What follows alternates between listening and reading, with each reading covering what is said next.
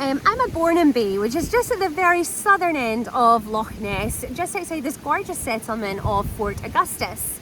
Now, we all know the myths that surround Loch Ness, but it's actually got a really interesting geography as well. Loch Ness sits on the Great Glen fault line, which was one of the major fault lines that cuts through Scotland. And a fault line is basically just a crack in the Earth's crust. Now, Loch Ness is the second largest and second deepest loch in Scotland, and it's got an average depth of about 230 metres. But to put that into perspective, the North Sea has an average depth of about 90 metres, so the loch is very, very deep. Now, actually, it contains a huge volume of water. You could take all of the lakes, reservoirs, rivers in England and Wales, put them inside Loch Ness, and it still wouldn't be the same volume of water that's contained within the loch itself.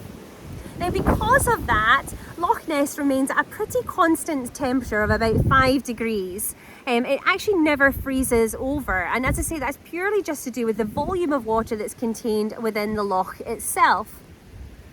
Now, it's got a very dark, murky appearance, and that's because all of the peat that's in the surrounding hillsides there are brought down by the rainwater, and the particles are deposited within the loch, but it causes the visibility within the loch to be very, very poor.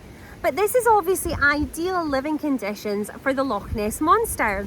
And we all know that the Loch Ness Monster lives within Loch Ness. Its first reported sighting was in 565 AD, and since then there's been several reported sightings of her. But this is why so many people want to come down to this area and visit Loch Ness, hoping for a glimpse of the Loch Ness Monster. Now, if you are ever within the Scottish Highlands, then I do suggest that you come down to Loch Ness for a visit, because it is absolutely stunningly beautiful.